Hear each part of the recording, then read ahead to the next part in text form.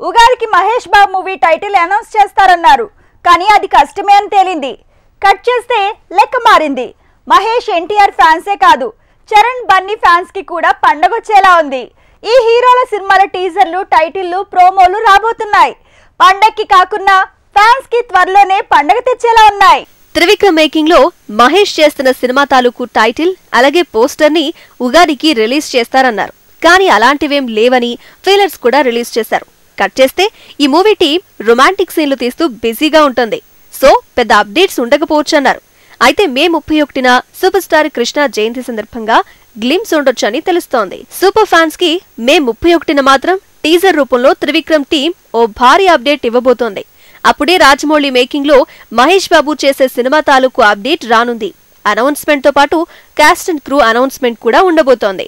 Young tiger NTR తో కొరటాల శివ తీసే cinema లాంచీ కాలేదు. ఇక అప్డేట్ ఏంటి అంటే కష్టమే అన్నారు.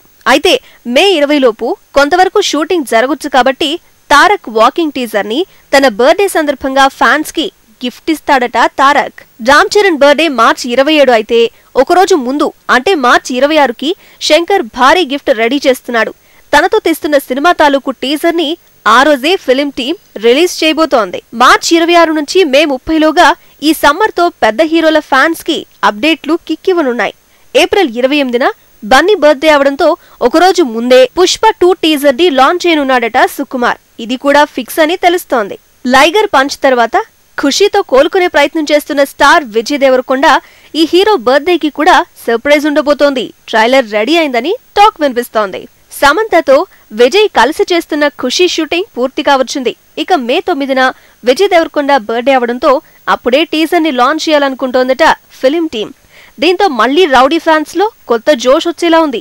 ఇక ఆదిపురుష్ టీం కూడా శ్రీరామనవమికి కొత్త టీజర్ తో పాటు సాంగ్ ని రిలీజ్ చేసే ఛాన్స్ ఉందని తెలుస్తోంది.